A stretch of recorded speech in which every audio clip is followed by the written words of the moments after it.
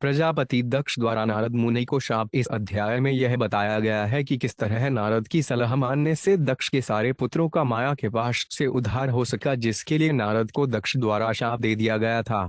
भगवान विष्णु की माया के प्रभाव से प्रजापति दक्ष ने अपनी पत्नी पांचजनी के गर्भ से 10,000 पुत्र उत्पन्न किए। ये पुत्र एक जैसे चरित्र तथा मनोवृत्ति के होने के कारण हर्यश्च कहलाते थे। अपने पिता द्वारा अधिकाधिक संतानें उत्पन्न करने का आदेश दिए जाने पर हर्यश्वगण पश्चिम दिशा में उस स्थान पर गए जहां सिंधु नदी अरब सागर से मिलती है। उन दिनों वहां पर एक पवित्र झील थी जो नारायण सरस नाम से प्रसिद्ध थी, जहां अनेक संत पुरुष थे। हर्यश्चगण तपस्या तथा ध्यान करने लगे, जो अत्यंत सम्मानित संन्यास आश्रम के कार्य हैं। किंतु जब श्री नारद मुनि ने इन बालकों को मात्र भौतिक सृष्टि के लिए ऐसी प्रशंसनीय तपस्या में रत देखा तो उन्होंने उन सबों को इस प्रवृत्ति से छुड़ाने का विचार किया। नारद मुनि ने इन बालकों को उनके जीवन के परम लक्ष्य के विषय में बतलाया और उन्हें सलाह दी कि वे संतानें उत्पन्न करने के लिए सामान्य कर्मी न बने। इस तरह दक्ष के सारे पुत्र प्रबुद्ध हो गए और वापस न लौटने के विचार से उन्होंने उस स्थान का त्याग कर दिया। पुत्रों की हानि पर प्रजापति दक्ष अत्यंत दुखी थे और उन्होंने अपनी पत्नी पाकजनी के गर्भ से 1,000 पुत्र और उत्पन्न किए और उन्हें संतानें बढ़ाने के लिए आदेश दिया। इन पुत्रों का नाम सबलाश्वर रखा गया, जो संतानें उत्पन्न करने के लिए भगवान विष्णु की पूजा करने में लगे। किंतु नारद ने उन्हें संतानें न उत्पन्न करने तथा साधु बनने के लिए आश्वस्त किया। 2 बार जनसंख्या बढ़ाने के अपने प्रयासों को विफल होते देखकर प्रजापति दक्ष नारद मुनि पर अतीव क्रुद्ध हुए और उन्हें यह कहते हुए शाप दिया कि भविष्य में वे किसी भी स्थान में ठहर सकने में समर्थ न हो। चूंकि पूर्ण योग्य होने से नारद मुनि सहिष्णु थे, अतएव उन्होंने दक्ष का शाप स्वीकार कर लिया। श्री शुक्र ख्वाच तस्या सपाणजया वह विष्णु मायोपोहित हरेश्वर सन ज्ञानयुता पुत्र नांजयद विभु। 1 शब्दार्थ श्रील सुखदेव गोस्वामी ने कहा, भगवान विष्णु की माया से प्रेरित होकर प्रजापति दक्ष ने पाकनजनी अस्सिकनी के गर्भ से 10,000 पुत्र उत्पन्न किए। हे राजन, ये पुत्र हर्यश्व कहलाए। अपृथक धर्मशीलास्ते सर्वे दाक्षाय नानूप पितरा प्रोक्ता प्रजास्गे प्रतीचि प्रयोर्देशम। 2 शब्दार्थ हे राजन, प्रजापति दक्ष के सारे पुत्र समान रूप से अत्यंत विनम्र तथा अपने पिता के आदेशों के प्रति आज्ञाकारी थे। जब उनके पिता ने संतानें उत्पन्न करने के लिए उन्हें आदेश दिया तो वे सभी पश्चिमी दिशा की ओर चले गए। तंद्र नारायण सरस्तीर्थ सिंधु समुद्रयो सड़मु यत्र सुमहन मुन्निसिद्ध निषेवितम। 3 शब्दार्थ पश्चिम में, जहाँ सिंधु नदी सागर से मिलती है, नारायण सरस नामक एक महान तीर्थ स्थान है। वहां पर अनेक मुनि तथा आध्यात्मिक चेतना में उन्नत अन्य लोग रहते हैं। तदुपस्पर्शना देव विनिर्धूत मलाशया धर्म पारमहन से चप्रोत्पन्नमत्योर्प्योत। 4 ते पिरे तपे वो ग्रंपिन रदेशेन यंत्रिता प्रजा विवृद्ध यतान देवर्पिस्तान दर्दश। 5 शब्दार्थ उस तीर्थ स्थान में हर्यश्व नियमित रूप से नदी का जल स्पर्श करने और उसमें स्नान करने लगे। धीरे धीरे अत्यधिक शुद्ध हो जाने पर वे परमहंसों के कार्यों के प्रति उन्मुख हो गए। फिर भी चूंकि उनके पिता ने उन्हें जनसंख्या बढ़ाने का आदेश दिया था, अतः पिता की इच्छा पूर्ति के लिए उन्होंने कठिन तपस्या की। एक दिन जब महर्षि नारद ने इन बालकों को जनसंख्या बढ़ाने के लिए ऐसी उत्तम तपस्या करते देखा तो वे उनके निकट आए। उवाचाथ हरिश्रा कर्थस्त्रक्ष्यथ वे प्रजा अदश्रांतम भुवो यूयम बालिशबथ पालका। 6 तथा पुरुषान राष्ट्रबिलचाठ निर्गमम बहुरूपा स्त्रियां चापे पुमान संपुंश्रलीप्तिम। 7 नदी मुभेतो वहां पंचपज्ञाधुक्ता गृहम क्वचिधन संचित्रकत क्षौरपव्यं स्वयं भ्रमे। 8 शब्दार्थ महामुनि नारद ने कहा, हे हर्यश्वो, तुमने पृथ्वी के छोरों को नहीं देखा है। एक ऐसा राज्य है जिसमें केवल एक व्यक्ति रहता है और उसमें जहां पर एक छेद है उसमें से भीतर घुसने वाला कभी निकलकर बाहर नहीं आता। वहां पर एक स्त्री है जो अत्यंत कुमार्गिनी असाध्वी है और वह नाना प्रकार के आकर्षक वस्त्रों से अपने को सुसज्जित करती है और वहां जो पुरुष रहता है वह उसका पति है। उस राज्य में एक नदी है जो दोनों दिशाओं में बहती है। 25 पदार्थों से बना हुआ एक अद्भुत घर है। एक हंस है जो नाना प्रकार की ध्वनियां करता है और एक स्वतः घूमने वाली वस्तु है जो तेज छुरों तथा वज्रों से बनी है। तुम लोगों ने इन सबों को नहीं देखा, इसलिए तुम लोग उच्च ज्ञान से रहित अनुभवहीन बालक हो। तो फिर तुम किस तरह संतान उत्पन्न करोगे? तात्पर्य, नारद मुनि ने देखा कि हर्यश्व नामक बालक पहले से शुद्ध हो चुके थे, क्योंकि वे तीर्थ स्थान में रह रहे थे और वे एक तरह से मुक्ति पाने ही वाले थे। तो फिर उन्हें उस गृहस्थ जीवन में बंधने के लिए क्यों प्रोत्साहित किया जाए जो इतना अंधकारमय है कि एक बार प्रवेश करने पर इसे छोड़ा नहीं जा सकता। इस रूपक के माध्यम से नारद मुनि ने उन्हें इस पर विचार करने के लिए कहा कि गृहस्थ जीवन में बंधने के लिए उन्हें अपने पिता के आदेश का पालन क्यों करना चाहिए। परोक्ष में नारद मुनि ने उनसे अपने हृदयों के भीतर परमात्मा या भगवान विष्णु को स्थिति ढूंढने के लिए कहा, क्योंकि तभी वे सही अर्थ में अनुभवी होंगे। दूसरे शब्दों में, जो व्यक्ति इस भौतिक परिवेश में बुरी तरह लिप्त है और अपने हृदय के भीतर नहीं झांकता, वे अधिकाधिक माया में बंद होता है। नारद मुनि का उद्देश्य प्रजापति दक्ष के पुत्रों का ध्यान सामान्य किंतु प्रजनन के जटिल मामलों में न उलझाकर आध्यात्मिक साक्षात्कार की ओर मोड़ना था। ऐसी ही सलाह प्रहमद महाराज ने अपने पिता को दी थी। भागवत 7:5 तत्पाद मनेन सुरवर देहिन आपदा समृद्ध विरनधियाम सद्रमथत्वात् पात युहमंद कृतवर्णे यत्तो यधर्याशयता। गृहस्थ जीवन के अंधकारपूर्ण कुएं में मनुष्य सदैव चिंताओं से भरा रहता है, क्योंकि वे है नश्वर शरीर धारण किए रहता है। यदि मनुष्य अपने को इस चिंता से मुक्त करना चाहता है, तो उसे तुरंत गृहस्थ जीवन त्याग कर वृंदावन में भगवान को शरण ग्रहण करनी चाहिए। नारद मुनि ने हर्यश्वों को गृहस्थ जीवन में प्रवेश न करने की सलाह दी। चूंकि वे पहले से आध्यात्मिक ज्ञान में बढ़े चढ़े थे, तो फिर वे इस तरह क्यों बद्ध हो। कर्त स्वपितुरादेश विद्वांसो विपश्चित अनुरूप विज्ञाय अहोसर करिष्यथ। नौ शब्दार्थ है, तुम्हारा पिता तो सर्वज्ञ है, किंतु तुम उनके असली आदेश को नहीं जानते। अपने पिता के असली उद्देश्य को जाने बिना तुम किस तरह संतान उत्पन्न करोगे। श्री शुकवाच तनिशम्याथ हर्यश्वा औत्पतिक मनीष्या वाच कूटंतु देवर्षे स्वयं विमम ऋषुद्धिया। 10 शब्दार्थ श्री सुखदेव गोस्वामी ने कहा, नारद मुनि के गूढ़ शब्दों को सुनकर हर्यश्व ने अपनी स्वाभाविक बुद्धि से दूसरों से सहायता लिए बिना विचार किया। भू क्षेत्र जीव सनज्ञानादि निज बंधनम अदृष्टा तस्य निर्वाण किम सत्कर्मभिर्भवेत्। 11 शब्दार्थ हर्यश्व ने नारद के शब्दों का अर्थ इस प्रकार समझा। भू शब्द कर्म क्षेत्र का द्योतक है। यह भौतिक शरीर जो मनुष्य के कर्मों का फल होता है, उसका कर्म क्षेत्र है और यह उसे झूठी उपाधियां देता है। अनादिकाल से मनुष्य को विविध प्रकार के भौतिक शरीर प्राप्त होते रहे हैं, जो भौतिक जगत से बंधन के मूल हैं। यदि कोई मनुष्य मूर्खतावश क्षणिक सकाम कर्मों में अपने को लगाता है और इस बंधन को समाप्त करने की ओर नहीं देखता, तो उसको कर्मों का क्या लाभ मिलेगा। तात्पर्य, नारद मुनि ने प्रजापति दक्ष के पुत्र हर्यश्वों से रूपक शैली में 10 विषयों को चर्चा को और राजा, राज्य, नदी, घर, भौतिक तत्व इत्यादि इन सबों पर स्वयं विचार करने के बाद हर्यश्व यह समझ सके कि जीव अपने शरीर में बंदी बनकर सुख ढूंढता है, किंतु वे इसमें रुचि नहीं लेता कि इस बंधन से किस तरह मुक्त हुआ जाए। यह अत्यंत महत्वपूर्ण श्लोक है, क्योंकि भौतिक जगत में सारे जीव विशेष प्रकार का शरीर प्राप्त करने से अत्यंत सक्रिय हैं। मनुष्य इंद्रिय तृष्टि के लिए रात दिन काम करता है और शूकर तथा कुकर जैसे पशु भी इंद्रिय तृप्ति हेतु दिन रात कार्य करते हैं। पक्षी, पशु तथा अन्य सारे बद्ध जीव शरीर के भीतर बंदी आत्मा को जाने बिना विविध कार्यों में लगे रहते हैं। विशेषतया मनुष्य शरीर पर आकर उसका कर्तव्य हो जाता है कि वे इस तरह कर्म करे कि वे अपने को इस बंधन से छुड़ा सके। किंतु नारद या उनकी परंपरा के उनके प्रतिनिधि के उपदेशों के बिना लोग माया सुख भोगने के लिए अंधाधुंध शारीरिक कार्यों में लगे रहते हैं। वे यह नहीं जानते कि अपने भौतिक बंधन से किस तरह मुक्त हुआ जाए। इसलिए ऋषभ देव ने कहा कि ऐसा कर्म तनिक भी उत्तम नहीं, क्योंकि यह आत्मा को बारंबार शरीर के बंधन में डालता है, जो 3 प्रकार के तापों के अधीन है। प्रजापति दक्ष के पुत्र हर्यश्व तुरंत ही नारद के उपदेशों का तात्पर्य समझ गए। हमारा कृष्ण भावनामृत आंदोलन विशेषतया ऐसे ही प्रबोधन के लिए है। हम लोग मानवता को प्रबुद्ध बनाने का प्रयत्न कर रहे हैं, जिससे लोगों को यह ज्ञान हो कि उन्हें आत्म साक्षात्कार तथा एक शरीर से दूसरे शरीर में जन्म, मृत्यु, जरा तथा रोग के निरंतर बंधन से मुक्ति के लिए तपस्या करनी चाहिए। किंतु माया अत्यंत प्रबल है, वह इस ज्ञान के मार्ग में रोड़े अटकाने में दक्ष है। इसलिए कभी कभी मनुष्य कृष्ण भावनामृत आंदोलन में जुड़ जाता है, किंतु इस आंदोलन के महत्व को न समझने से वे पुनः माया के चंगुल में फंस जाता है। एकेवेश्वरस्तुर्यो भगवान स्वाश्रय पर तमैष्ठावान पुंस किम सत्कर्मभिर्भवेत्। 12 शब्दार्थ नारद मुनि ने कहा था कि एक ऐसा राज्य है जहाँ केवल एक नर है।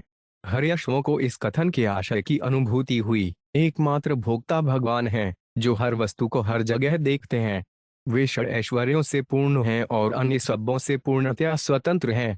वे कभी भी भौतिक प्रकृति के तीन गुणों से प्रभावित नहीं होते, क्योंकि वे सदा से इस भौतिक सृष्टि से परे रहे हैं।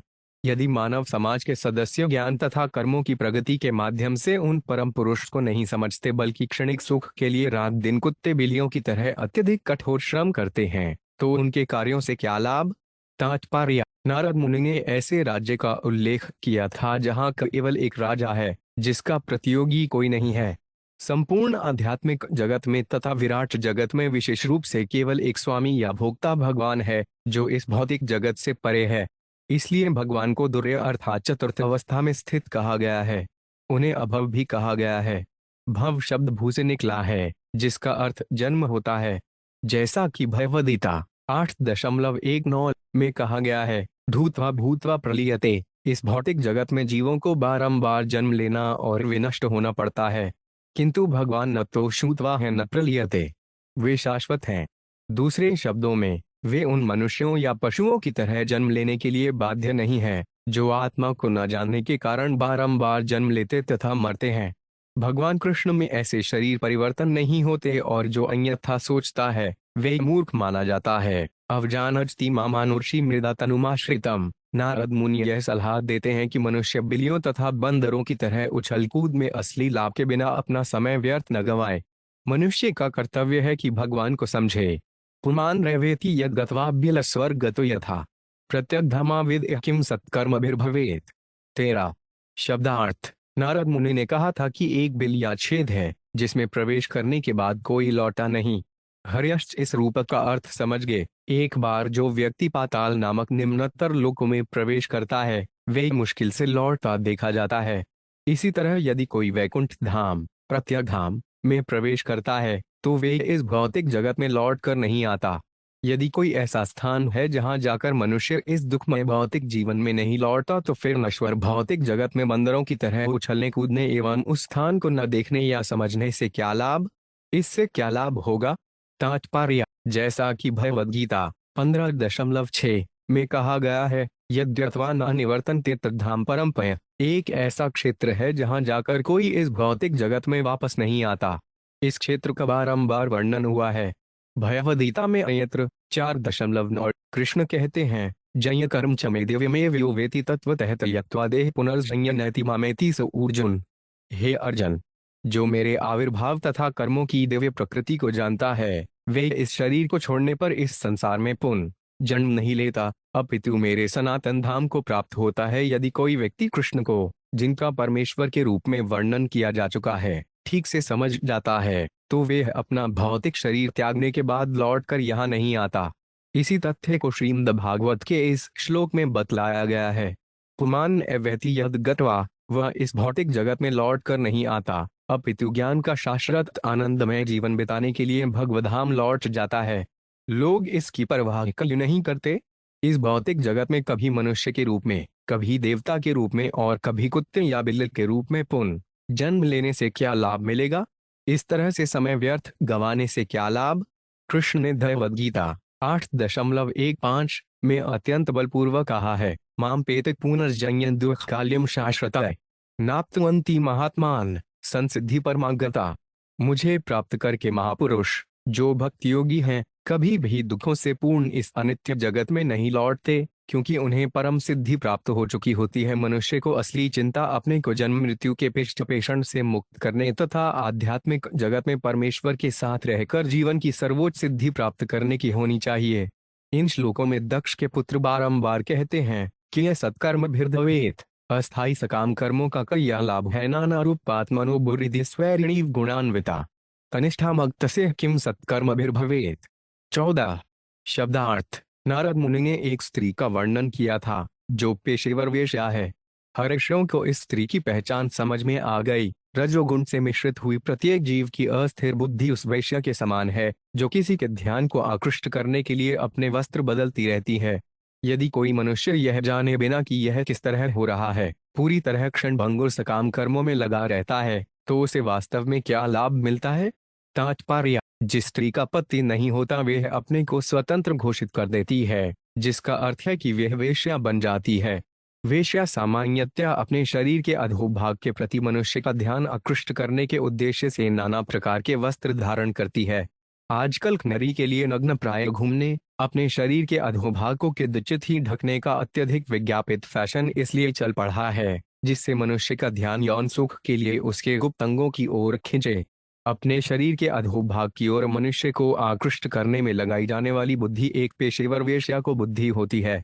इसी तरह जो व्यक्ति कृष्ण के या कृष्ण भावनामृत आंदोलन के प्रति अपना ध्यान नहीं मोड़ता, उस जीव की बुद्धि वेश्या की ही तरह केवल वस्त्र बदलती है। ऐसी मूर्खतापूर्ण बुद्धि से क्या लाभ? मनुष्य को बुद्धिपूर्वक इस तरह से सचेत होना चाहिए कि उसे एक शरीर से दूसरे शरीर में बदलाव न करना पड़े। कर्मीजन किसी भी क्षण अपने पेशे बदल देते हैं, किंतु कृष्ण भावना भावित व्यक्ति अपना पेशा नहीं बदलता, क्योंकि उसका एकमात्र पेशा हरे कृष्ण मंत्र के कीर्तन द्वारा कृष्ण का ध्यान आकृष्ट करना तथा नित्य फैशन न बदलकर अत्यंत सादा जीवन बिताना है। हमारे कृष्ण भावनामृत आंदोलन में फैशनप्रस्त लोगों को एक ही फैशन, सिर मुड़ाएं तथा तिलक धारण किए वैष्णव वेश अपनाने की शिक्षा दी जाती है। उन्हें मन, वस्त्र तथा भोजन में सदैव स्वच्छ रहने की शिक्षा दी जाती है, जिससे वे कृष्ण भावनामृत में स्थिर हो सकें। अपने वस्त्र को बदलते रहने से, कभी लंबे बाल तथा लंबी दाढ़ी रखने से, तो कभी अन्य प्रकार से वेश धारण करने से क्या लाभ? यह अच्छी बात नहीं है। मनुष्य को ऐसे फालतू कार्यों में समय नहीं गंवाना चाहिए। उसे सदैव कृष्ण भावनामृत में स्थिर रहना चाहिए तथा दृढ़ संकल्प के साथ भक्ति रूप उपचार का सेवन करना चाहिए। तत्सद्भ्रंशितेश्चर्य संसरंता उनको भारवत तद्गति बुद्ध से किम सत्कर्मभिर्भवेत्। 15। शब्दार्थ। नारद मुनि ने एक ऐसे मनुष्य की भी बात कही थी जो वेश्या का पति है। हर्षों ने इसे इस प्रकार समझा, यदि कोई पुरुष किसी वेश्या का पति बनता है तो वह अपनी सारी स्वतंत्रता खो देता है। इसी तरह यदि जीव की बुद्धि दूषित है तो वह अपने भौतिकतावादी जीवन को बढ़ा लेता है। भौतिक प्रकृति से निराश होकर उसे बुद्धि की गतियों का अनुसरण करना पड़ता है, जो सुख तथा दुख की विविध स्थितियों को लाती हैं। यदि कोई ऐसी स्थितियों में सकाम कर्म करता है तो इससे क्या लाभ होगा?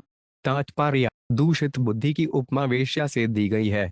जिसने अपनी बुद्धि को शुद्ध नहीं बनाया है वह उस वेश्या के द्वारा नियंत्रित कहा जाता है। जैसा कि भगवद गीता 2.41 में कहा गया है, व्यवसायात्मिका बुद्धिरेके कुरुनंदन, जो लोग वास्तव में गंभीर हैं वे एक प्रकार की बुद्धि द्वारा चालित होते हैं और वे है कृष्ण भावनामृत की बुद्धि।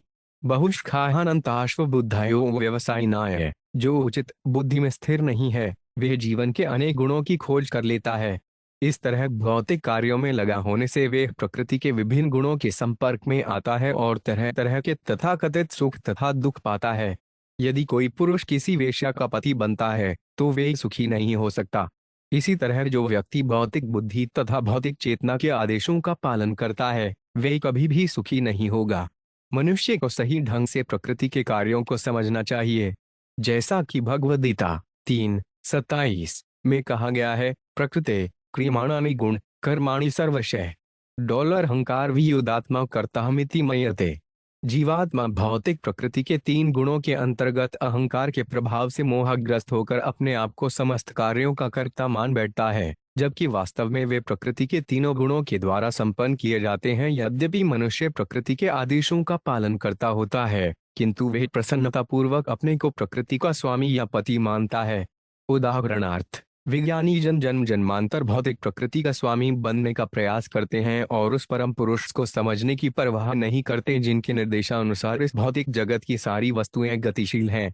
भौतिक प्रकृति के स्वामी बनने के प्रयास में वे नकली देवताओं की तरह हैं, जो जनता में यह घोषित करते हैं कि एक दिन वैज्ञानिक प्रगति ईश्वर के तथाकथित नियंत्रण को रोकने में समर्थ हो जाएगी, किंतु वास्तव में जीव ईश्वर के विधानों को नियंत्रित करने में असमर्थ रहता है और वह दूषित बुद्धि रूपी वेश्या की संगति करने तथा विविध भौतिक शरीर स्वीकार करने के लिए बाध्य किया जाता है।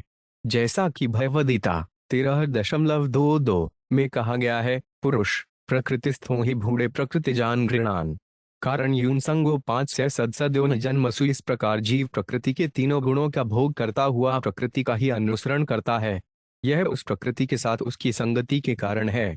इस तरह उसे विभिन्न योनियों में अच्छे तथा बुरे का सामना करता पड़ता है। यदि कोई व्यक्ति क्षणिक सकाम कर्मों में पूरी तरह लगा रहता है और इस असली समस्या को हल नहीं करता तो उसे क्या लाभ मिलेगा?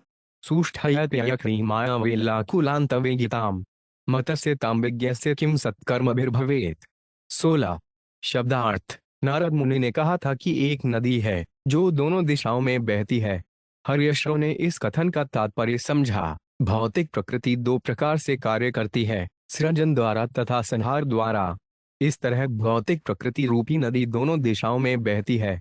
जो जीवन जाने में इस नदी में गिर जाता है वे इसकी लहरों में डूबता उतराता जाता है, और चूंकि नदी के किनारों के निकट धारा अधिक तेज रहती है इसलिए वह बाहर निकल पाने में असमर्थ रहता है। माया रूपी उस नदी में सकाम कर्म करने से क्या लाभ होगा? तात्पर्य। मनुष्य माया रूपी नदी की लहरों में डूबता उतराता रह सकता है, किंतु वह ज्ञान तथा तपस्या के तटों पर आकर इन लहरों से बाहर भी निकल सकता है। किंतु इन किनारों के निकट लहरें बड़ी प्रबल रहती हैं। अतः यदि वह यह नहीं समझता है कि वह लहरों द्वारा कैसे इधर उधर फेंका जा रहा है और वे क्षणिक सकाम कर्मों में लगा रहे तो उसे क्या लाभ मिलेगा? ब्रह्म संहिता 5.44 में एक कथन है, सृष्टि स्थिति प्रलय साधन शक्ति रेखा छाय व्यस्य थुर्वनानी बिभर्ती दुर्गा।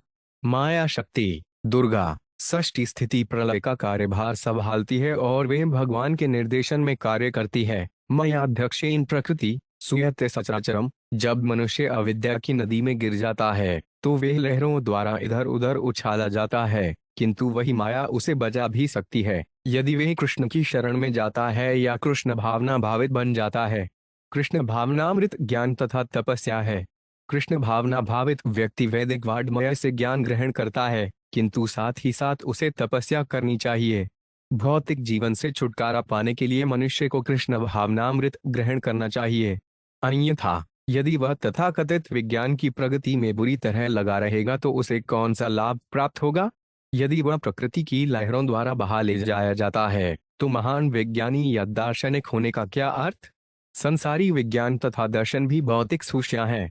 मनुष्य को समझना चाहिए कि माया किस तरह कार्य करती है और मनुष्य किस तरह अविद्या रूपी नदी की उफनती लहरों से छुड़ाया जा सकता है। यह उसका प्रथम कर्तव्य है। पंचविंशति तत्वान पुरुषो 5 धुत दर्पण। अध्यात्मं बुद्ध से किम सत्कर्मभिर्भवेत्। 17। शब्दार्थ। नारद मुनि ने कहा था कि 25 तत्वों से बना हुआ एक घर है। हर्षयों को यह रूपक समझ में आ गया। भगवान 25 तत्वों के आधार हैं और परम पुरुष होने के कारण कार्य कारण के संचालक रूप में वे उनकी अभिव्यक्ति करते हैं। यदि कोई व्यक्ति क्षण भंगुर सकाम कर्मों में अपने को लगाता है और उस परम पुरुष को नहीं जानता तो उसे क्या लाभ प्राप्त होगा? तात्पर्य। दार्शनिक तथा विज्ञानी आदि कारण खोजने के लिए पांडित्यपूर्ण शोध करते हैं, किंतु उन्हें वैज्ञानिक ढंग से ऐसा करना चाहिए, किसी सनक में आकर नहीं विचित्र सिद्धांतों के माध्यम से ऐसा करना चाहिए। आदि कारण के विज्ञान की व्याख्या विविध वैदिक ग्रंथों में ही हुई है। अथा तो ब्रह्मजिज्ञ जन्माद्म से तय। वेदांत सूत्र बताता है कि मनुष्य को परमात्मा विषयक पूछताछ करनी चाहिए। ब्रह्म विषयक ऐसी पूछताछ ब्रह्म जिज्ञासा कहलाती है। श्रीमद् भागवत 1 फरवरी 11 में परम सत्य या तत्व की व्याख्या की गई है। वदन्ति तत्त्वविदस्तत्त्वान्य जनान् मद्रय ब्रह्मेति परमाप्येति थैवान्यति शब्दे। परम सत्य को जानने वाले विद्वान अध्यात्मवादी इस ठेत तत्व को ब्रह्म परमात्मा या भगवान कहकर पुकारते हैं। नवदीक्षितों को परम सत्य निर्विशेष ब्रह्म के रूप में प्रतीत होते हैं और बड़े चढ़े योगियों को परमात्मा रूप में। किंतु भक्तजन जो कि उनसे भी बड़े चढ़े होते हैं परमात्मा को भगवान विष्णु के रूप में समझते हैं। यह भौतिक विराट जगत भगवान कृष्ण या विष्णु की शक्ति का विस्तार है। एक देश स्थित स्यार्ने ज्योत्सना विस्तारिणी यथा परस्य ब्रह्मण शक्तिस्तथेदमखिल जयत। इस जगत में हम जो भी देखते हैं वे उन भगवान की विविध शक्तियों का केवल विस्तार है, जो उस अग्नि की तरह है, जो एक स्थान में स्थित होते हुए भी दूर दूर तक अपना प्रकाश फैलाती है। विष्णु पुराण। संपूर्ण विराट जगत भगवान का विस्तार है। इसलिए यदि परम कारण को खोजने के लिए कोई व्यक्ति शोध कार्य न करके ओछे नश्वर कार्यों में झूठे ही अपने को लगाता है तो फिर महत्वपूर्ण विज्ञानी या दार्शनिक के रूप में मान्यता की मांग करने से क्या लाभ? यदि वह परम कारण को नहीं जानता तो उसके वैज्ञानिक तथा दार्शनिक शोध से क्या लाभ? पुरुष अर्थात आदि पुरुष भगवान विष्णु को एकमात्र भक्ति द्वारा समझा जा सकता है। भक्त्या मां भिजानाति अवान्यश्चास्मि तत्वतः। एकमात्र भक्ति द्वारा उन परम पुरुष को समझा जा सकता है जो सभी वस्तुओं के पीछे हैं। मनुष्य को यह समझने का प्रयास करना चाहिए कि भौतिक तत्व भगवान की भिन्न कनिष्ठा शक्ति हैं और जीव भगवान की आध्यात्मिक शक्ति है। हम पदार्थ तथा आत्मा सहित जो भी अनुभव करते हैं वे भगवान विष्णु की दो शक्तियों कनिष्ठा अपरा शक्ति तथा श्रेष्ठ पर शक्ति का संयोग है। मनुष्य को चाहिए कि सृष्टि पालन तथा संहार विषयक तथ्यों का तथा उस स्थायी स्थान का जहां से फिर लौटने की आवश्यकता नहीं पड़ती यद्यत्वा न निवर्तन्ते गंभीरता पूर्वक अध्ययन करे। मानव समाज को इसका अध्ययन करना चाहिए, किंतु लोग ऐसे ज्ञान का अनुशीलन न करके क्षणिक सुख तथा इंद्रिय तृप्ति के प्रति आकृष्ट होते हैं जिनका अंतपादहीन शीर्षहीन बिना सिर पैर व आले काम वासना में होता है। ऐसे कार्यों से कोई लाभ नहीं है। मनुष्य को कृष्ण भावनामृत आंदोलन में अपने को लगाना चाहिए। ऐश्वर्यवान शास्त्रम उत्सृज्य बंध मोक्षानुदर्शनम विविक्त पद्मज्ञाय किम सत्कर्मभिर्भवेत्।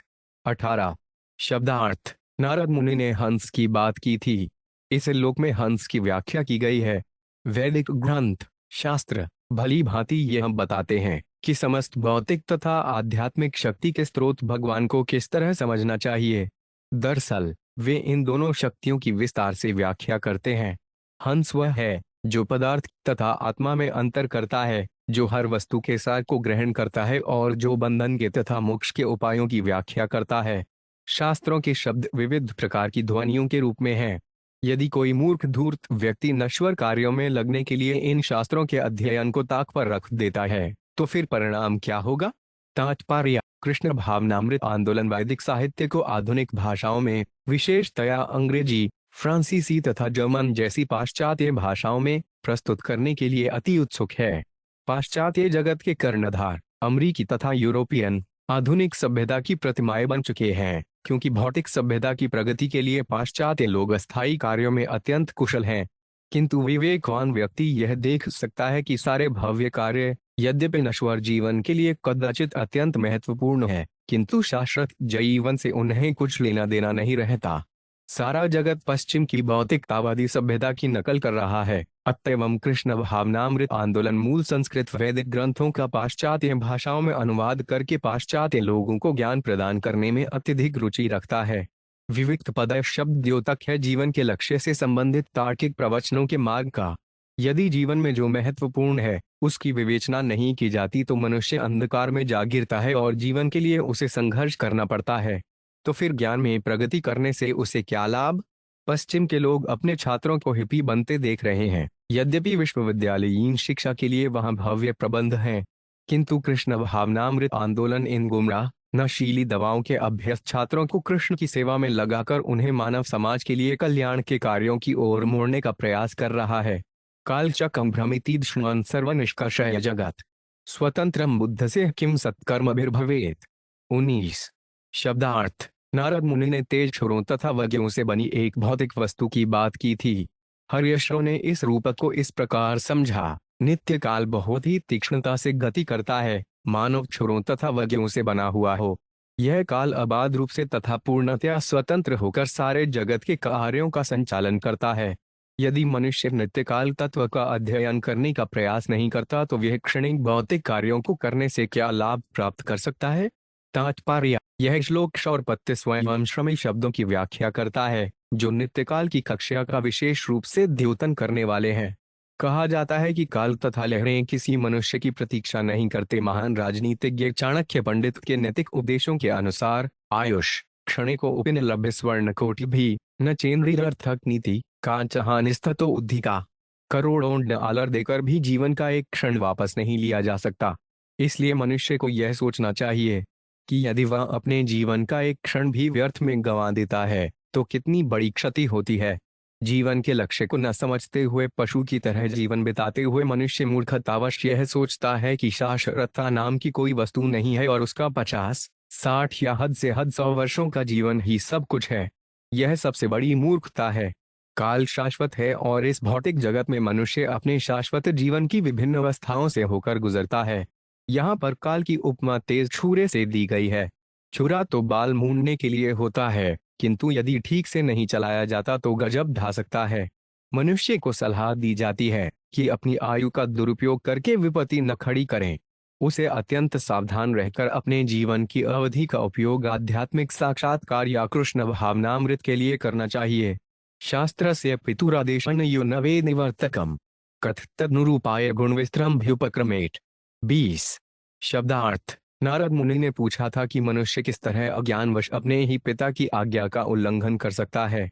हर्यश्वों ने इस प्रश्न का अर्थ समझ लिया था। मनुष्य को शास्त्र के मूल आदेशों को स्वीकार करना चाहिए।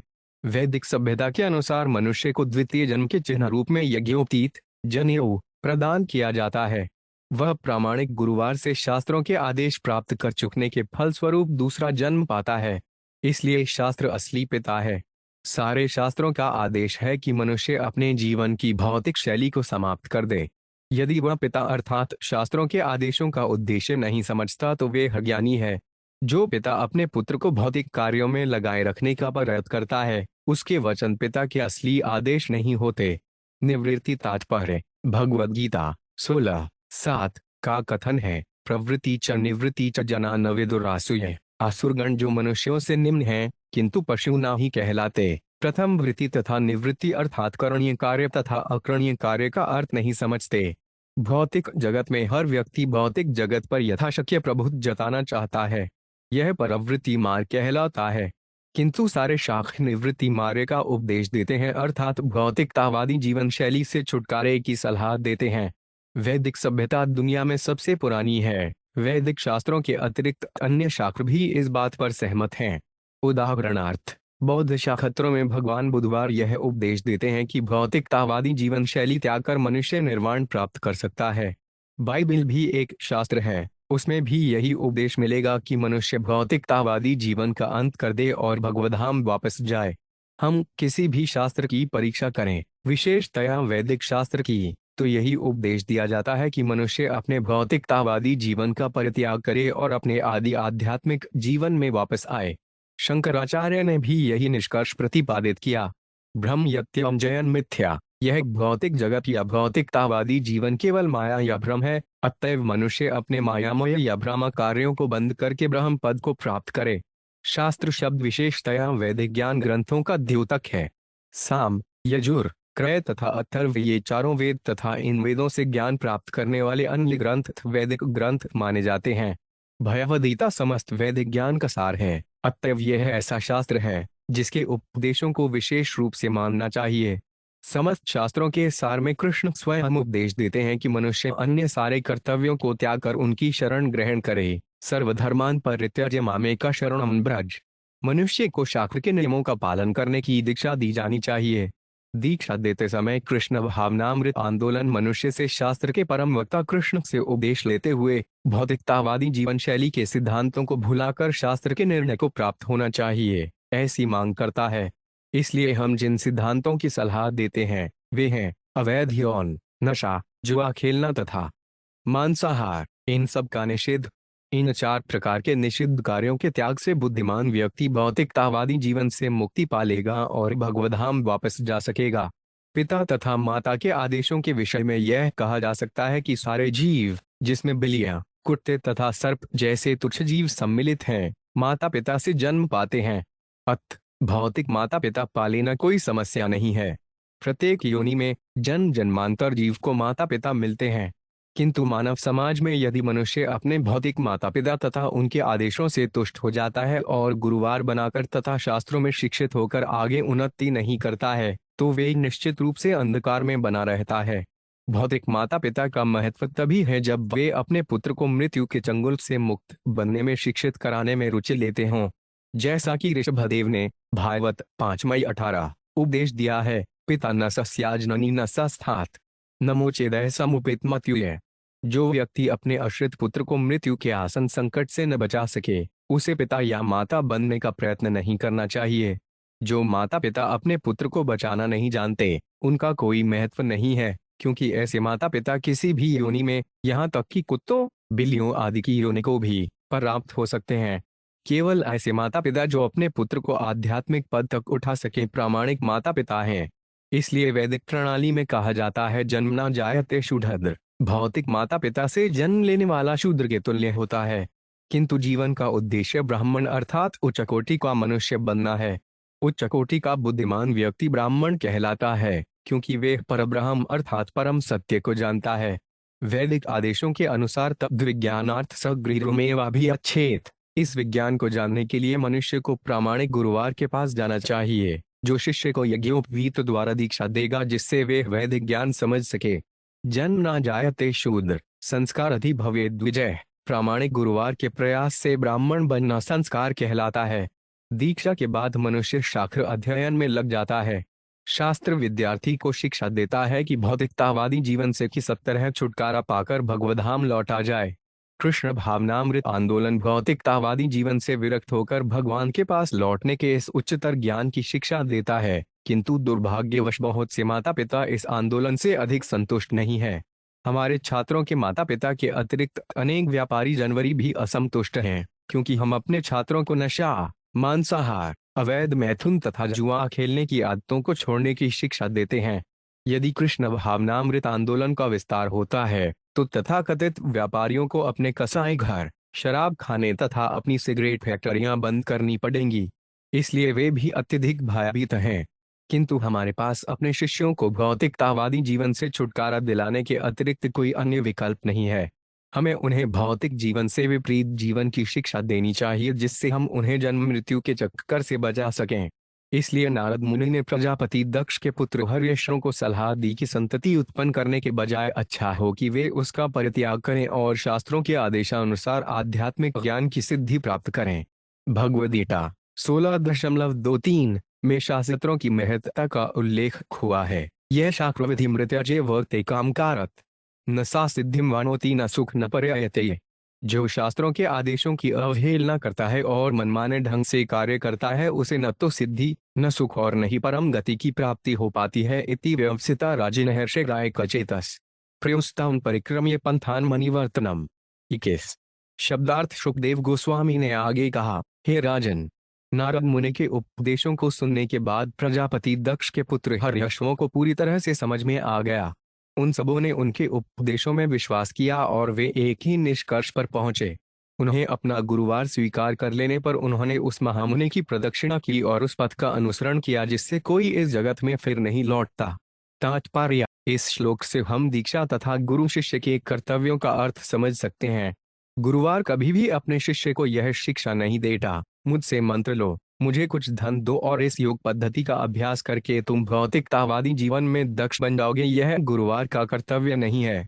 प्रत्युत गुरुवार अपने शिष्य को शिक्षा देता है कि इस तरह भौतिकतावादी जीवन का परित्याग करना चाहिए और शिष्य का कर्तव्य है कि वे उसके उपदेशों को हृदयंगम करे और डॉलर तक भगवधाम वापस जाने के मार्ग का अनुसरण करे, जहां से कोई भी इस भौतिक जगत में वापस नहीं आता।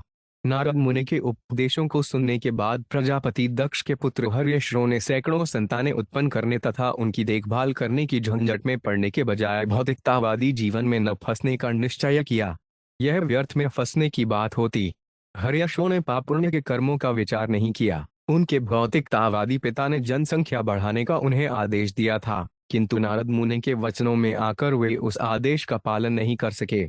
नारद मुनि ने उनके गुरुवार के रूप में उन्हें ये शाखनीय उपदेश दिए कि उन्हें इस भौतिक जगत का परित्याग कर देना चाहिए और उन्होंने प्रामाणिक शिष्यों को तरह उनके आदेशों का पालन किया। मनुष्य को इस ब्रह्मांड में विभिन्न लोकों में चक्कर लगाते रहने का प्रयास नहीं करना चाहिए। क्योंकि यदि कोई सर्वोच्च लोक ब्रह्मलोक भी चला जाता है तो भी उसे लौटना होगा। क्षीणे प्रीणे मर्त्यलोक विषज्ञयन्ति। कर्मियों के प्रयास समय का अपव्यय होते हैं। मनुष्य को भगवधाम वापस जाने का प्रयास करना चाहिए। यही जीवन की सिद्धि है। जैसा कि भगवद गीता 8.16 में भगवान कहते हैं, आब्रहम धुवनौलोका पुनरावर्तिनो 5 अर्जुन मामृपेत्य तृतीय कौन्तेय पुनर्जन्म न विद्यते। इस जगत में सर्वोच्च लोक से लेकर निम्नतम तक सारे लोक दुखों के घर हैं, जहां जन्म तथा मरण का चक्कर लगा रहता है। किंतु हे कुंती पुत्र, जो मेरे धाम को प्राप्त कर लेता है वे फिर कभी जन्म नहीं लेता। स्वर ब्रह्मणि निर्भाता ऋषिकेश पदाम्बुजे अखंड अंचितमावेश लोकान उच्चरण मुनि। 22 शब्दार्थ संगीत यंत्रों में 7 स्वरों घ, री, गा, म, प, थद तथा नि का प्रयोग किया जाता है, किंतु ये सातों स्वर मूलतः संवेद से आए।